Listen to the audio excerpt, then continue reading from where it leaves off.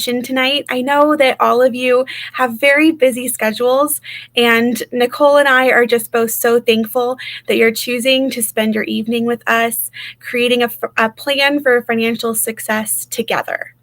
Tonight, in our scholarship presentation, we will be tackling the difficult, dynamic subject of scholarships, which is a topic that is always requested by our families, especially at this time of the year. Our families often target some big name colleges, so this is always a topic of discussion. Scholarships can be a big financial factor in the college admissions puzzle and honestly can ultimately determine where a student attends. And we are really excited to share our strategies on hunting down the maximum number of scholarships to fund your educational goals. Every family's financial goals are different. Some need more tuition covered than others. And we're here to help because when you're working with a Moon Prep counselor, our partnerships with our students are so personalized that scholarships and financial aid can absolutely be a focus for you and your family. And we're here to share all of our insider tips tonight.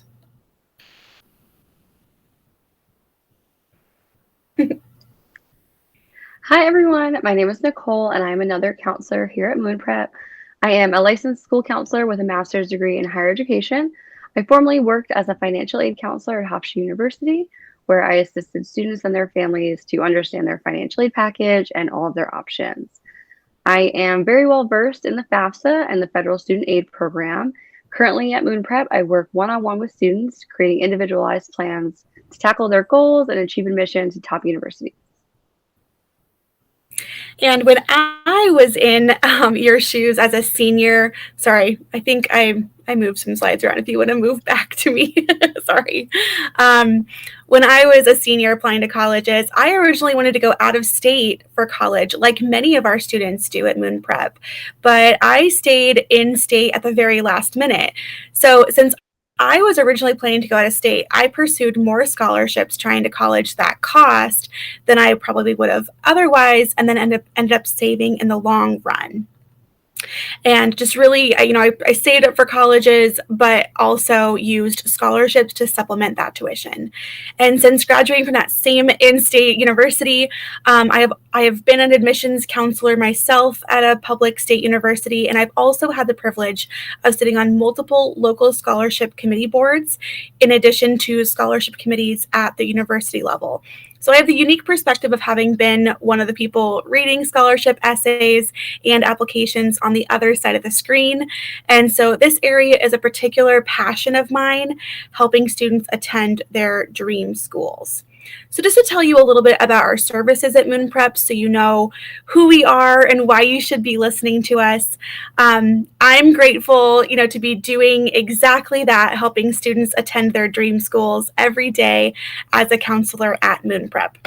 That's truthfully one thing I love about Moon Prep, that, Nicole and I can have different backgrounds. Our counselors come from a variety of professional backgrounds, like admissions counselors, ACT, SAT, prep tutors, professional writers, and guidance counselors, so that when you work with one counselor, you're benefiting from the collective knowledge of all of these people from all of these backgrounds. And another thing I love is how we're always seeking new ways to connect with families, whether it's hosting a free webinar like this to give you all of our information and insider secrets, or post anything session on Reddit, truthfully anything in between. But just a little bit about Moon Prep itself. Moon Prep is made up of a team of independent college counselors who work with students virtually, one-on-one, and guide them through not only the college admissions process, but also high school in general. We're helping younger students select the right classes for their future major and helping them narrow down career interests as well. Also helping them find summer research opportunities, which we'll mention something about that here pretty soon. Also helping them find, physician internships if that's something that they're going to go into medical field, or shadowing experiences, and helping them build the strongest possible applicant profile. And of course, with our rising seniors, we help them guide all the way through the college admissions process so nothing is missed, and help them brainstorm the perfect college essays based on the hundreds of effective ones we've seen help get students into their dream colleges. Our Moon Prep counselors are working nights and weekends and in every time zone, basically whenever it's convenient for the student. And we also work with medical school applicants and grad school applicants too. But we have a focus on highly selective college admissions and direct medical programs, which are also called BSMD programs. You might hear us say that a couple more times. So that's BSMD programs. But our counselors also meet regularly behind the scenes to share advice about our students so that when you work with one of us, you truly work with all of us. Yeah, that's absolutely right. But today we're going to talk about one of my personal specialties, which is scholarships. Scholarships might fill the gap between your dream college and the state college down the street, but we're here to give you advice over whatever your personal situation may be. Everyone is a little bit different. So today we'll be discussing the types of scholarships that are available, how each category affect the final price tag on your top school, where to look for outside scholarships, which is usually one of the most tricky things that we find, how to create an organized list to make applying simple and easy. We don't want to add to the craziness of senior year. And finally, what scholarships committees want to see in those scholarship essays. We have a lot of material to get through, so we will pause throughout to answer some questions, but we will have a Q&A at the end. Any questions that are outside the realm of scholarships, we can definitely answer over email. We'd be happy to once the webinar is over.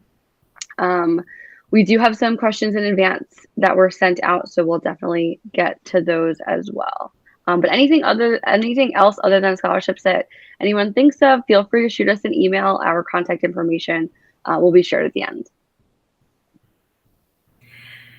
So I think the biggest thing of like where to start is to really wrap your head around where the tuition numbers come from and what your role is in kind of in paying for that tuition, because essentially there's kind of a game of strategy being played here. And so it's really important to like kind of understand the board and the players before kind of going into your own personal strategy. So just knowing, first of all, from the college's perspective, it's never going to be in a college's best interest to make, everyone attending their school completely free. Like they need to maintain facilities and attract top professors. So, their money has to come from somewhere, of course. And so they do extensive research before pricing their tuition. And then they participate in need-based aid programs like the FAFSA or the CSS profile to allow families to afford their tuition even more. And then every college has their own pricing equations too, based on the research that they do, kind of comparing to other colleges in their same tier, the competitive colleges that match them. So after pricing their published tuition, which is also called cost of attendance, which is along with housing and books, colleges decide on academic scholarships to offer, basically how much they can offer in scholarships at what academic benchmarks and still be covering the cost of everything they need to cover. So it's just important to understand that if they're offering, a full ride scholarship for every single applicant that has a 22 ACT and a 2.5 GPA, then like everybody who is attending their college would be for free, and that just kind of simply won't work. So this is where kind of playing the game and a strategy really starts, just knowing that there is kind of a game to be played. This just basically means that if tuition is a big iceberg, then merit scholarships, which we'll talk about in just a second, offered by the school based on your academics, that will chip away some of the ice, and then grants can away a little bit more, but then external scholarships or loans, that has the potential to chip away the rest of the ice for a clear path to your degree, basically. So again, after considering a school's cost of attendance, which should equal the average cost it takes to attend school for one full year with everything included, like housing and books, then it's up to your family to figure out where the rest of those funds will come from after looking at your academic scholarships. And thankfully, external scholarships are a great answer to that and something that we're going to be covering in depth later. So let's discuss kind of all the different types of scholarships first and then move into more topics.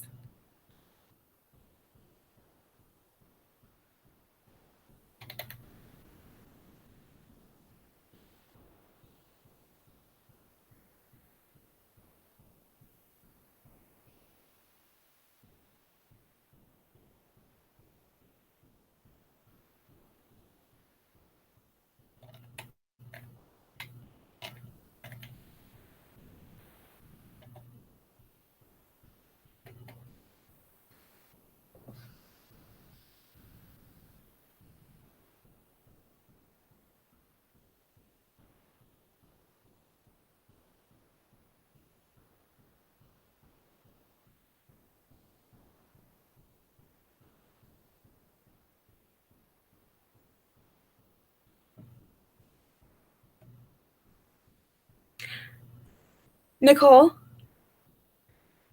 I think that you're okay. I thought that was just me, but I think that you're muted.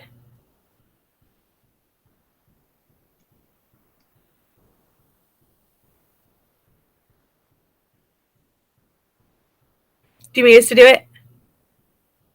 Okay. So basically, sorry everyone. The main type of scholarships that kind of covered a little bit already is merit scholarships, which are also called academic scholarships. This category is pretty straightforward. They're awarded upon admission, basically. You'll get an acceptance letter, and then merit scholarships, your financial aid package from them will come about 30 days later, although, of course, that differs between schools, of course.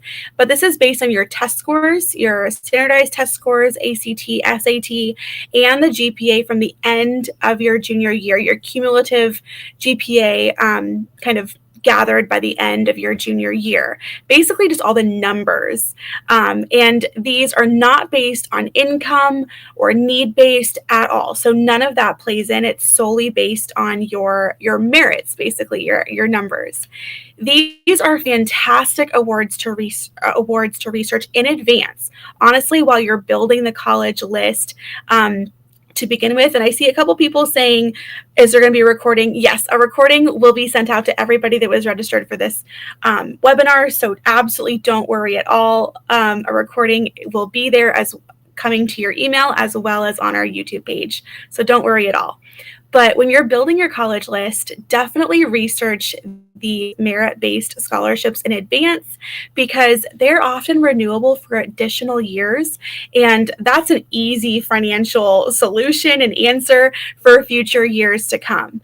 And if you begin kind of researching your top schools early enough, you can set goals for yourself before applying. Like my favorite school, has free tuition. If I get a 30 on the ACT, that's going to be my benchmark. That's the goal I'm going to set for myself. I'm going to try to reach that. So try to kind of work the system really early, and that can really help yourself out to set goals for yourself. The difference between a 28 ACT or a 30 ACT or a 14 SAT and a 1450 SAT might mean an extra $3,000, and maybe that's only one extra time taking the test, which is definitely worth your time knowing in advance to kind of set that goal for yourself and really try on the test. Sometimes that competition can honestly help you too, just kind of competing with yourself. And some schools offer an unlimited number of these admissions scholarships on a rolling basis, while other schools have a limited quantity and work with early action deadlines to have a matching priority scholarship deadline, if you see that come up, which is another reason just to research in advance to not miss out on any of these funds. One thing to really consider and kind of examine with these merit scholarships, especially when you're researching your college list, is that even a full ride academic scholarship rarely covers housing, and most of the time, housing is around 9,000 to 10,000. So that's still something that you would be having to cover. There is a ton of information out there about merit scholarships. This is something that is really covered out there on the internet, but many answers are going to be based on the individual school. So it's really up to you to do your research in advance. And then, of course, if you're working with a Moon Prep counselor, ask your counselor for advice and we can help supplement that. And of course, also one really great place that I recommend doing some research and comparing merit aid from schools before you apply. And that are specific to your GPA and test scores is merrittmoore.com. They're personal friends of ours. And basically the big thing to know about, scholarships and when you're looking at all the different kind of awards that can come to you when you're looking at Merritt Moore, the biggest kind of thing to look at is that these merit scholarships are going to be the earliest scholarships that you hear back from usually. So they might have the biggest impact on your financial decision from schools and also kind of your earliest decision. So, hearing an acceptance from one school but no scholarships and having a full ride scholarship from another school, that has a potential to make a huge impact kind of on where you decide to go. They're also renewable. So again, merit scholarships just have the potential to have the most long-term financial impact. So they're definitely worth researching in advance. Nicole, how's your audio?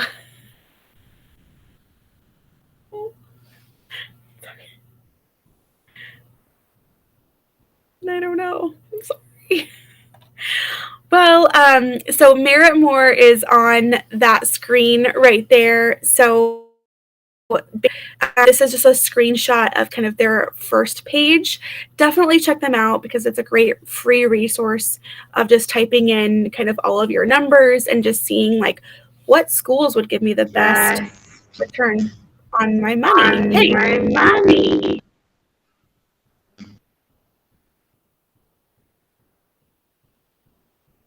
Something happened with the audio. Can you hear me? Okay. I don't know. Something happened. Okay. And then next, basically, we have departmental scholarships or other institutional scholarships. So these ones are kind of specific to your major, and you should be reaching out about these scholarships immediately after receiving an offer of admission. Nicole, do you want to move to the next slide real quick? Thank you. Sorry. If you're a senior and you've already been applying and accepted to colleges, that means you should be reaching out about these immediately to the department of the major that you were accepted into. And just know that some of the deadlines are already passed. So if you're a senior, reach out immediately. These scholarships typically require kind of a little bit more work, additional applications or essays. They're going to be asking you to detail your leadership experience or community service work or minority experiences. But they're definitely worth your while. They can be very substantial, basically these are more based on your resume than just your academics. If you are, for instance, if you're interested in pursuing an honors program and having that graduate with distinction notation on your diploma, research the scholarship options available through the honors colleges. This often includes, like a book scholarship or a stipend for research with an honors professor. So these funds can just kind of take shape in a lot of different ways. And that's why doing some research in advance, it's helpful to kind of narrow your college list down to your top, like really great 5 schools and do a lot of this research in advance.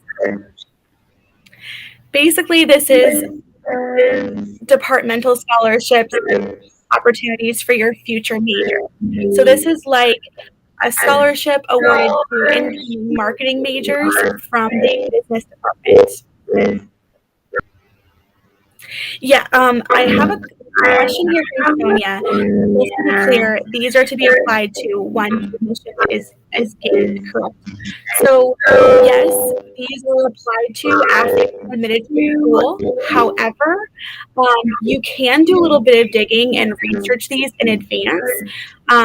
A lot of these are very subjective, though, so sometimes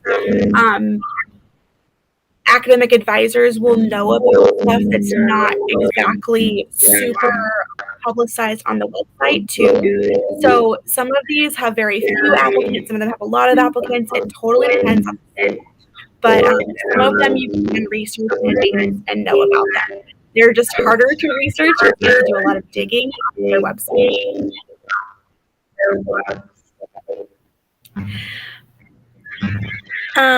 It sounds like the audio is just from my end too. Nicole, are you hearing that? Okay. I'm also having, okay. Oh, this sounds better. Okay. I'm going to roll with it now. Okay. Sorry, everyone. So basically this is like, yeah, everyone's muted. Thank you, Nadia. Everyone is muted other than me. I'm talking, but so I don't know what's going on, but we're rolling with it. Basically, these departmental scholarships, you can think of them as, like awarded to an incoming marketing major from the business department. A student I worked with actually last year who was just a family friend, she had pretty average grades and scores and only received about $2,000 in merit or academic awards from her top school, but she was pursuing a veterinary degree, and she received an additional $5,000 renewable award from her department because they loved all the internships she had on her resume. So just be on the lookout for these major specific scholarships as early as you can. I'm gonna, since the audio is kind of being crazy, I'm gonna skip some of the stuff about athletic scholarships. Just know they kind of follow their own timeline, and if you are an athlete, definitely just be reaching out to your coaching staff very early to kind of get the jump on those. And transfer scholarships are just kind of a strange sector. I'm going to try just muting for a second.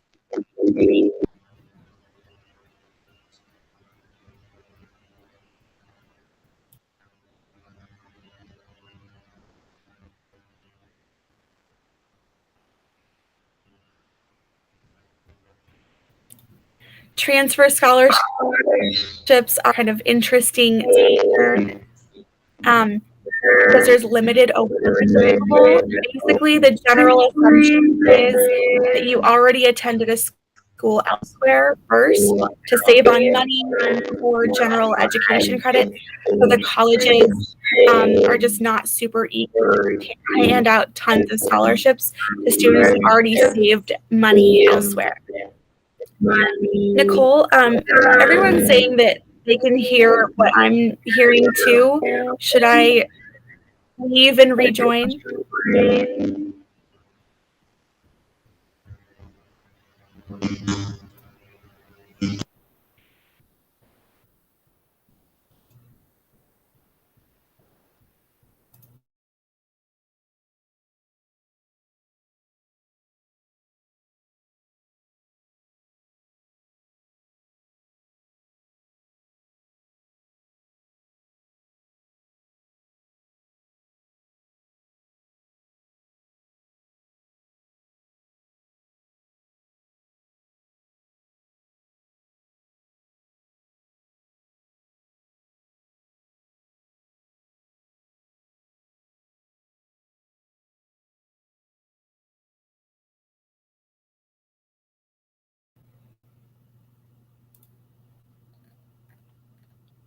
Hi, everyone. Let's try this again. That brings us to private scholarships on the next slide. And that's where we're going to be spending the rest of the time. It's doing it again. Nicole, it's doing it again.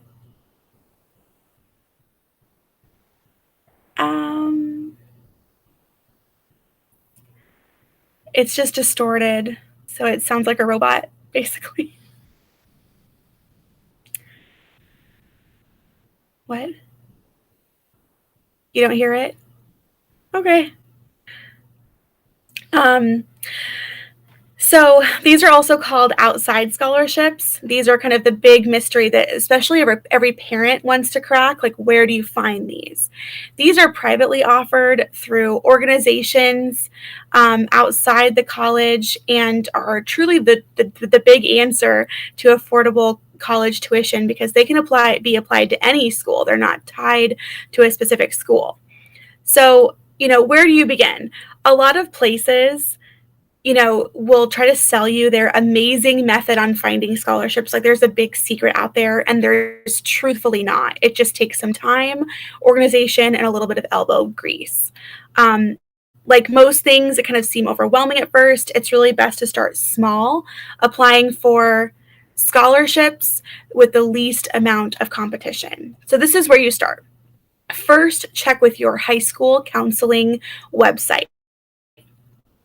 Are going to be kind of local scholarships that have kind of a more vested interest in school and students and graduates from your high school, and also follow up then with your guidance counselor. Sometimes the guidance counselor knows of newer scholarships that haven't been posted on the website yet because of lack of staff or for summer break or just getting busy with transcripts and class registrations. During my time as an admissions counselor, I would often see students from the exact same schools all enter college with the same local scholarships. So also ask your counselor for past graduation commencement programs to see what local scholarships have been earned in the past from graduates from your school. And then start checking websites, the guidance counseling websites at other schools all around your region, like 30 minutes around, kind of basically 30 minutes around from your high school. Scholarships from small businesses tend to only contact the high school they attended to post their scholarship, and when in reality there might be very few applicants from that school. I worked for a company that offered a local scholarship, and we had like 5 applicants every single year, and we had 10 awards, and they went unused every single year. So it definitely happens. And truthfully, that local company's preference may be to just award a local student regardless of their high school, but they're not exactly advertising it. So just be careful to check the wording on the application and make sure it's not specific to a high school before you apply to any of those. But you could find a really great opportunity that way, again, just by doing a little bit of digging. And now we're going to broaden our search a little bit away from the schools, but still stay local. We need to research local organizations that offer scholarships, and this is where becoming an expert on your area will really pay off. Again, this is a great place to find scholarships with less competition than the national ones. So you have a higher chance of snagging them. These are organizations like Boy Scouts, Elks Club, Rotary Clubs, Toastmasters, 4-H, churches, and especially nonprofits. In my city, there's a great local kind of scholarship through the local independent business association, and they award like 40 scholarships every year. So just kind of like do kind of some searching too, just like the name of your city and then like local scholarships, and just see kind of what pops up. Some things will be kind of outdated, but you never know what you'll find. Lastly, search the word scholarships websites of every local radio and TV station in the area to find some hidden surprising gems. Just make sure to check that they're active before spending any time applying. But this kind of saves you time from having to like listen to all the radio stations for hours and hours and hours trying to catch them. Just search on their websites. And next, we'll branch out a little bit more and look into local businesses that have national chapters. The best way to kind of describe this is by giving you an example. But if your area has a junior achievement chapter, which is a national education nonprofit, you might notice that their office offers like local scholarships to area high school students who have attended one of their sponsored events. but there's also larger national scholarships listed on their JAUSA website. That's a mouthful to say.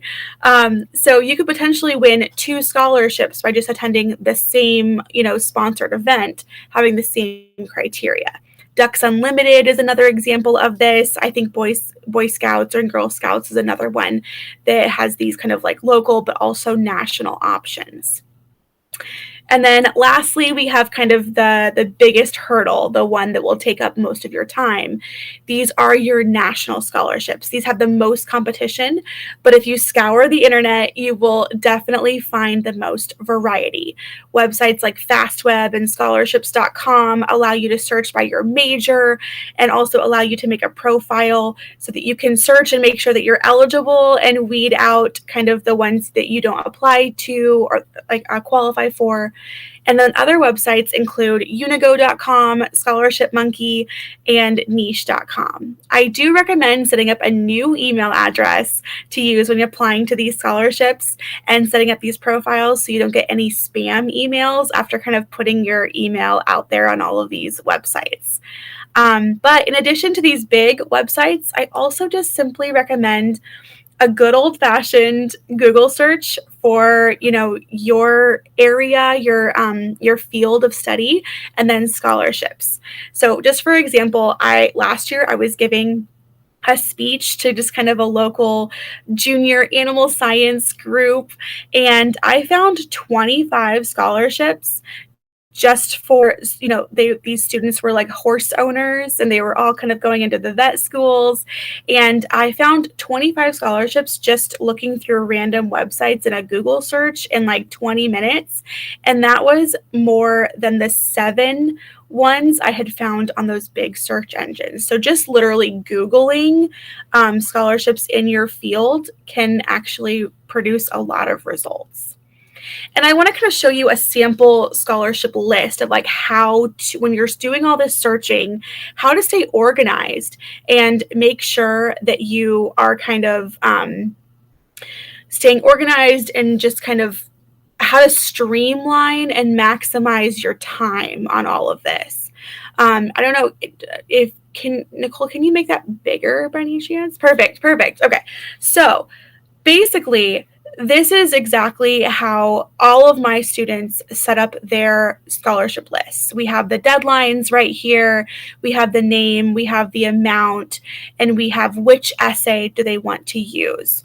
Another one of my students actually used tabs and had all of their essays kind of like placed in a different tab that just said like essays basically in the spreadsheet, and they had the body of their entire essays in there. So all they would have to do before, the March 15th one is just click the link that they have over there in the column and then just input their essay and just fill out the rest of the application and be done.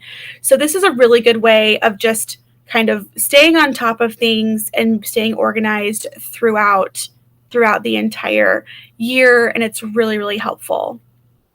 Also, thankfully, prompts for private scholarships rarely change. So you can write these way in advance. I started looking for scholarships at the beginning of my junior year in high school. So if you can get as proactive about this as you could potentially want. And you'll see some scholarships on this list that actually have kind of a lower award amount. This is actually where the big money is. So just like other students might be avoiding applying to scholarships that have essays because they're too much work, some students also skip over scholarships that are less than like $10,000 because they think those are not worth their time. But take it from someone who only won smaller scholarships and just stack them on top of each other to chip away at my own tuition, I'm here to tell you that they are worth your time because, again, there's just less competition. 10 $1,000 scholarships is still $10,000, and $10,000 is worth your time for sure. So we had a couple questions sent in earlier about international students. So if you are an international student, some of these rules are a bit different. Like you can't apply for need-based aid like the FAFSA in most cases. So for students in other countries searching for ways to attend a U.S. college affordably, honestly, finding the right school is the best first step.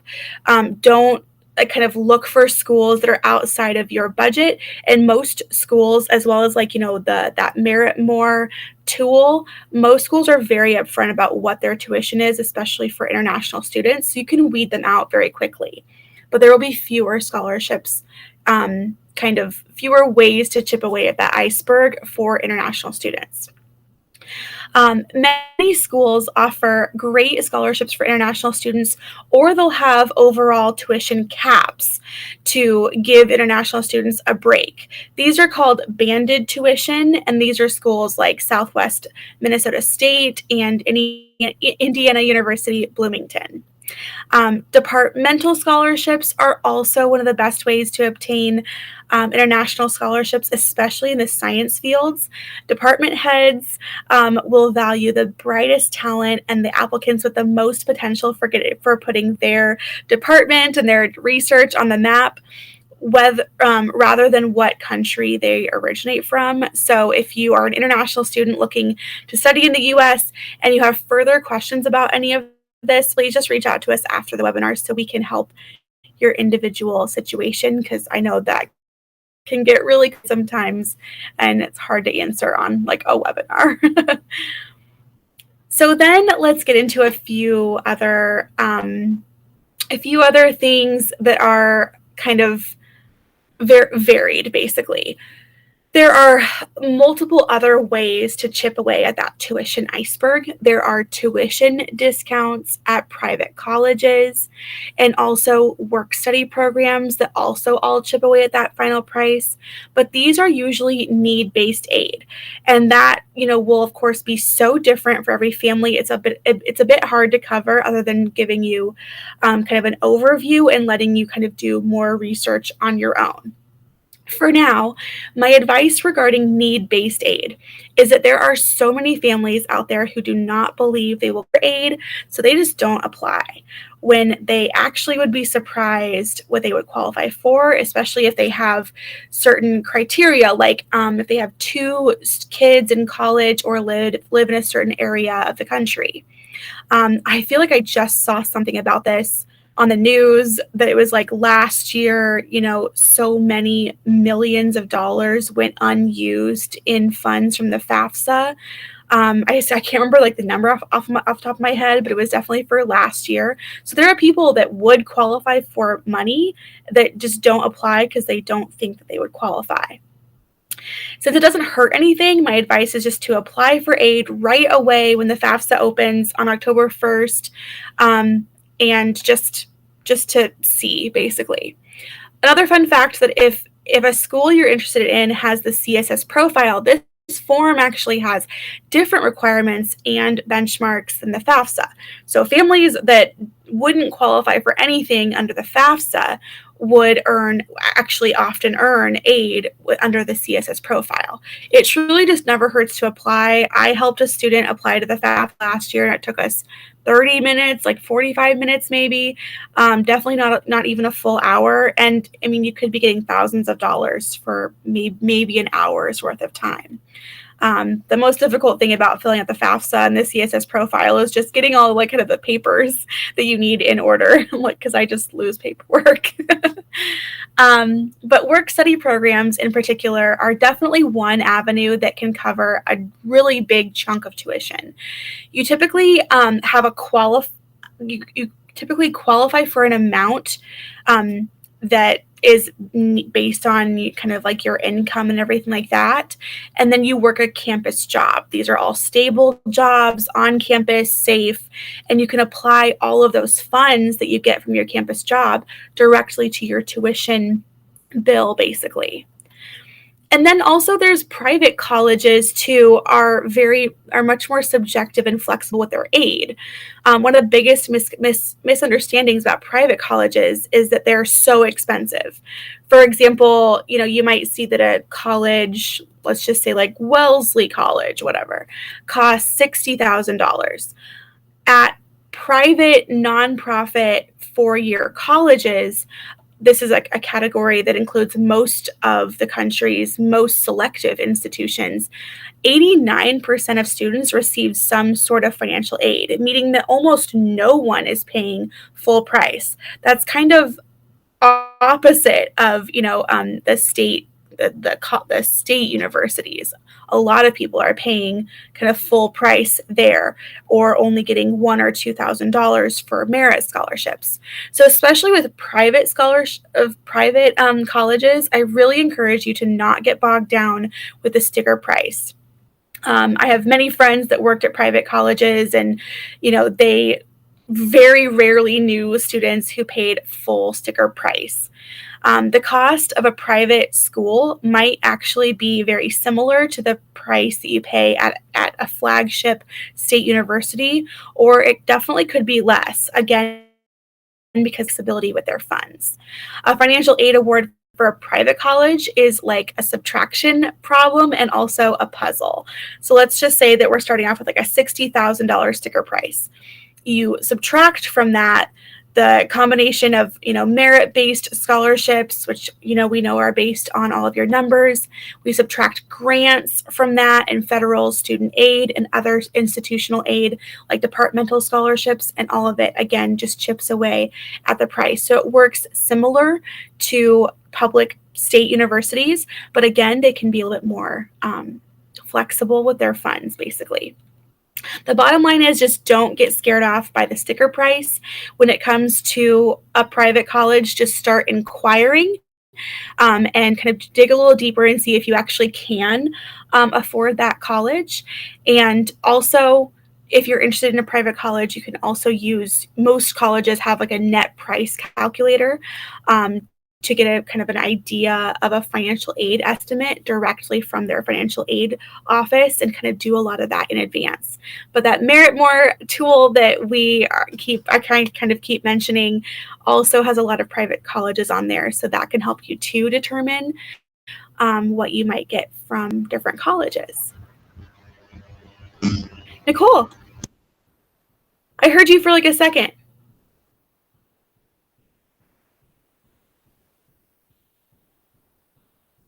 No? Okay. Okay. So when it comes to your financial aid letter, many of you, might be seniors and kind of deciding between schools right now. And what I want to focus on for the rest of the time basically is how to decide and interpret your financial aid letter. It's just important to know in advance that you need to look at more numbers than just tuition. Cost of attendance is not the same as tuition. Again, like housing, you might be able to afford 10 grand for tuition, but the actual bill for the year is likely to be like 22,000 instead. And you need to factor in all of these other items. No matter what the final sticker price is, with tuition and housing and meals all combined, the merit scholarships and grants, that really determines the final price. When you receive your financial aid package after being accepted to a college, there's going to be multiple lines to consider and compare. And this letter could come in the actual mail, but it also might appear in your student portal, usually about 30 days or so after you are accepted to the college. So just keep track of all of those logins and all of the passwords. I know it's a lot, so maybe start a spreadsheet with all of those logins and passwords, because at some point you might get frustrated. But this financial aid letter will show what merit scholarships you've received, and also if you've qualified for any loans or grants after filling out the FAFSA or the CSS profile. Just remember, grants are funds that you do not need to pay back, but loans do have to be repaid. And these will be based on your demonstrated financial aid. Luckily, your merit scholarships are completely separate, and you can't lose these scholarships if your family income changes or anything happens. Like, those are yours. Whenever you see loans on your financial aid letter, it's important to do the research on the interest rate that's being offered, and then research if there are loans with lower interest rates through local banks and other options like credit unions. Um, and when you are comparing financial aid offers, I really suggest looking at how each line item affects the final sticker price. And initially, just ignore the loan amounts because you can research the loans later, but definitely pay attention to how much money in loans each school will require you to take out, because, of course, you have to pay that exact number back later. Research the merit scholarships that you've been offered by each school and the requirements to keep the scholarship. Like, if you have to maintain, a 3.9 GPA and you're going into like microbiology as a major, that can be pretty tough to handle. You might end up kind of paying full price for that school if your GPA drops below that benchmark. So just consider the accessibility of merit scholarships and never attend a school that you couldn't afford without merit scholarships, because, again, this happen and your grades can always drop with the intention of you retaking the class, but once it happens, you could lose the scholarship for good. If you're considering appealing your scholarship offer at a state university, please just keep in mind that appeals are only effective at public state universities if something has changed in your financial situation, like a parent losing a job or something else kind of larger that happened since the tax information that was used for the FAFSA or the CSS profile.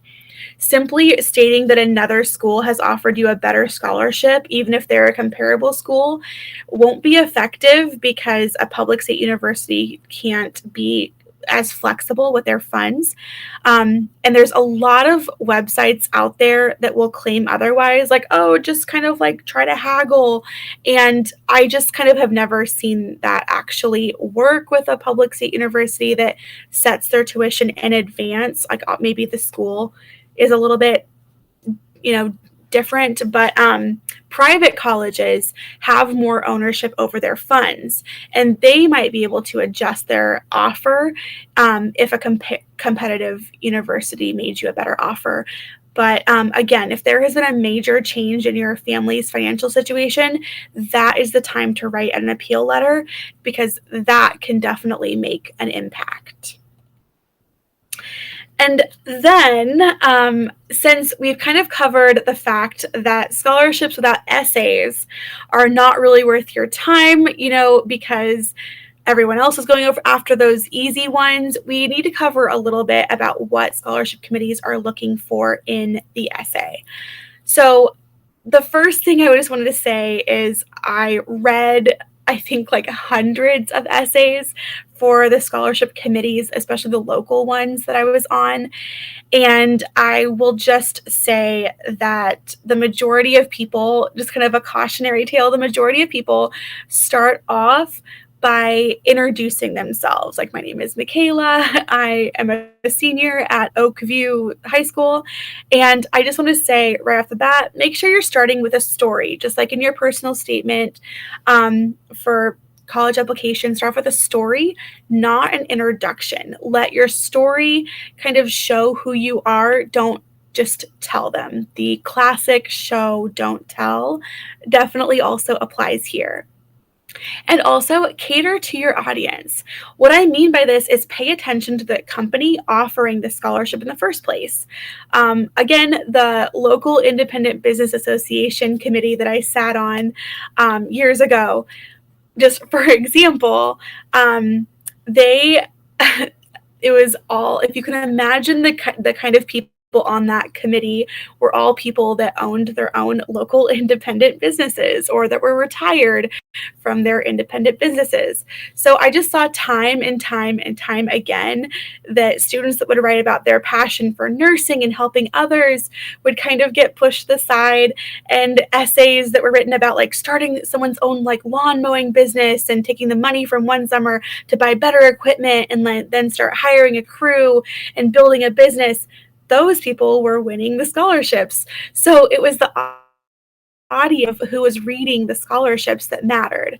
So just with that said, it's important to show your creativity and your personality as well. So show your personality. Don't just answer the prompt and think that like, okay, I answered the question, I'm done. You know, so many students are not very skilled writers yet. You haven't made it to college. That's totally understandable. And their essays read like an extended resume. Like, my name is Michaela, and for the past 2 summers, I taught piano lessons. It's just not a really thrilling opening. You could instead kind of spin that and say, when my fingertips touch ivory, I feel more at home than when I walk in my front door, and then start explaining, the feeling behind teaching someone to play piano for the first time.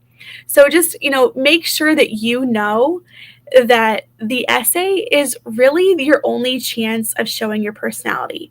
The committee doesn't have another further chance of getting to know you outside of the essay and the brief application. Maybe there's a letter of recommendation in there somewhere, but really the essay is where you win them over. So just make sure your essay shows your personality and it's not just answering the prompt and then you're done. And then that's kind of it for our scholarship kind of discussion today. I want to talk about a couple other things and then I'm going to get to some questions. A couple other things that I feel like are really important and very mindful, especially for this audience. So if everyone is really still looking for summer plans, and we have a great option for you, as well as an offer after in the next slide too. But we have partnered with UMass Amherst to offer Rising Researchers, which is a virtual interactive research intensive program where high school students, even underclassmen, freshmen and sophomores, can work directly with a scientist from UMass. This is a 4-week program. And this is unlike anything out there, from just the outcomes and the experience that students will have. It offers 2 college credits, which are transferable to any university of your choice. Also, a certificate of completion, and also being published in UMass Amherst Research Journal, academic journal. By the end of the program, students will have the publication to add to their resumes and submit with their college applications. And our team will be guiding the student through the entire process on how best to highlight this on your resume and the Common App activities list. And of course, you can have your research featured in a publication, which is awesome. And then we also are offering Application IQ. This is a 3-week program for non-BSMD students, or a 5-week program if you're planning to apply to the direct medical programs. Definitely, we want you to be spending your summer working on all the elements of your college applications, including the essays, and starting your fall semester with just a head start over your classmates. So this is also virtual and live online classes that are also recorded in case you miss a class. But basically, they're going to be this entire summer program. We'll be going over a timeline for the complete application process, helping you create a balanced college list, understanding all the various ways to apply, like early admission, rolling admission, regular admission, restrictive early action, all the things. Also helping you write a captivating personal statement, as well as the supplemental essays required by every school. also helping you with the activities list that is required for college applications, as well as giving you tips and tricks on how to fill out the Common App and other application platforms. We are also going to have our team of experienced counselors professionally editing personal statements, essays, and activities lists so that students are leaving the camp with final drafts ready to submit college applications. When colleges open their applications on August 1st, they can be submitting applications. So if you feel like your student is possibly a little behind or you're worried about them getting caught up with summer plans, sign up for Application IQ and don't worry another about college applications. It'll be done before fall. It's just truthfully the perfect way to get a head start this summer. And again, polishing everything, expert advice every step of the way. And then also, if you're applying to BSMD programs, there's an extension of 2 additional weeks where you'll focus primarily on the medicine-based supplemental essay questions, and also get a head start on tackling the Casper and MMI interviews, just kind of general knowledge about that, and also gaining insight into landing admissions to some of the toughest programs through live Q&A sessions with real BSMD students that went through the process themselves. So if you are ready to get started with either of these, I know Nicole will be dropping a link in the chat too about how to contact us. But if you're ready to get started, if you register by April 1st, so that's just a few weeks off, you can save $200 on the total fee. Just don't wait. Space is limited. Just mention that you watched this webinar and you'll get $200 off if you register by April 1st. We created that just for you guys, and we want to see you kind of succeed through these summer programs. And, if you liked the material that we covered today, and you need some help on some upcoming applications, the good news is that we're here for you. If you want Moon Prep in your corner, we would love to meet you and help with anything you need throughout the entire admissions process. So as we kind of begin our Q&A, I wanted to offer you this free ebook to help you with essays. You can click that link, and I guess you can't click the link. Sorry. But we just want to make sure that you have a way to get our resources as well. It's just backslash resources on our website. And we also know that your time is valuable. So if you enjoyed this webinar, please let us know by leaving us a review. Or if you have feedback for us, especially email it to us. Either way, please let us know how we did. And we want to send you a resource about maximizing your financial aid as a thank you.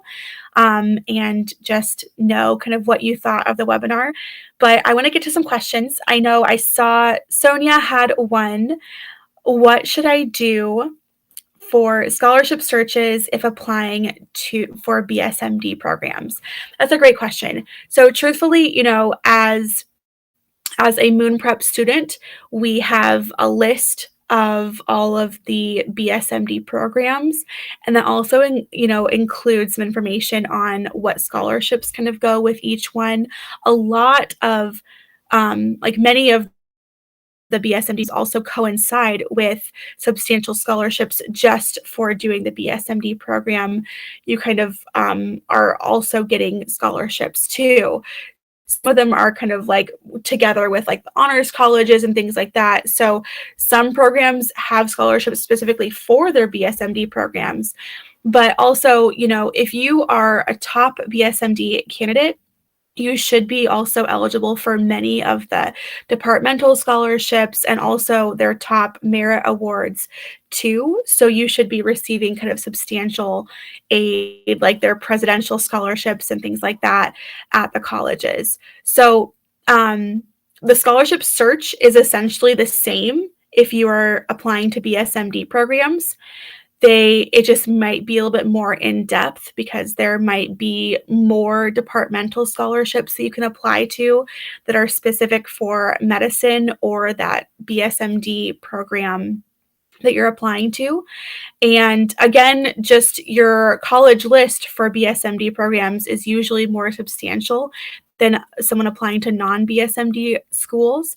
So that college list just can also include kind of research into what scholarships you'll be eligible for kind of merit scholarships and everything. But truthfully, external scholarships, private scholarships will still apply to BSMD schools. So you can still be applying to outside scholarships and applying those to the BSMD school that you are eventually admitted to.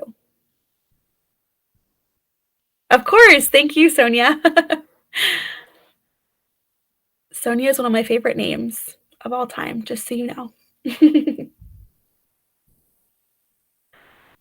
Joyce, thank you so much. Joyce said, I enjoyed the webinar. It was a review and a reminder of what I did when I was working in higher education. Thank you so much, Joyce. I like to try to keep it fresh and sharing any knowledge I come across. So we offer this webinar pretty much once a semester, I believe, just because there's new people that are coming through the admissions cycle at different times and needing different information. And so we like to obviously keep all the information fresh and everything. So, but if you are an underclassman and this seems kind of far off for you, just kind of keep us in mind and you can watch this again, next year and get more tips and of how to kind of search further. I know we're kind of reaching the end of the hour. If there's any questions that you have, I'd love to answer them in the last minute or two. But truthfully, we would love for you to reach out. We have everything even down to, we have a pay-as-you-go option of just hourly rates if you just need a little bit of advice. Otherwise, we have small packages of 10 hours too if you want just only kind of scholarship help, basically finding out. We do that too. And then, of course, we have BSMD packages that are more substantial, helping with essays and everything like that. But we are here in your corner to help with everything. And perfect. Interest in summer programs, and we'll reach out to you. Absolutely, we would love to have you, especially before April 1st. It never hurts to save a little bit of money, right? So do you still get Pell Grants even if you don't accept FAFSA loans? Yeah, they should be. I mean, you have to obviously submit FAFSA information, but the grants are separate from the loans. So you do not have to accept, honestly, Nicole would know all about this, of course, if her audio was working. But no, you don't have to accept a loan to also get a grant. They are completely separate, so don't worry about it. So the income limit to get FAFSA, truthfully, it definitely is so varied based on like people in your household, as well as income and all the things, as well as different within each state and everything. So it's varied, and it's difficult just to kind of like have a blanket statement about. That is why there's usually state programs that help students apply to the FAFSA. And so like there's one in my state, it's like called like Education Quest and things like that. So, oh, perfect. Perfect. Nicole, thank you for responding in the chat. Basically, there's like Education Quest is the one that's in my state. So there are kind of like free services out there that help you apply to the FAFSA. And since they're in state, they would 100% kind of like know more of the rules based around like your local information. So that might be a really good kind of resource to reach out to immediately and kind of see what those benchmarks are for the FAFSA. But otherwise, apply the first year. And if you don't receive any FAFSA funds from the FAFSA, then you don't have to, apply again. But yeah, okay, perfect. Thank you, Nicole. Yes, EFC. I don't know why that escaped I like blanked out. There's no income limit, But yes, they take into consideration all the things. Estimated family contribution, they're going to be determining all the things regarding your income, and then that's what determines your aid. But it just is so varied, basically. So there is no blanket statement. If there's any other questions, send them in. But otherwise, we'll wrap it up, and we will love to hear from you, especially your feedback on the webinar, and also reach out to us over email. We would love to answer anything you have about our services. Any kind of explanation of our services, we would love to have we offer a free consultation to discuss our services. If you want to learn more about our packages and how we can help you, just email us and we'll get you set up with a free call with actually one of us, Nicole or myself. And we would love to kind of share more about Moon Prep and how we can help you. But if there's no other questions, thank you so much for your time, and we look forward to hearing from you offline. And please join us for other webinars. We love to bring our knowledge kind of for free for everyone to learn from. We love doing that for everyone. But have a great night, and see you on the next webinar.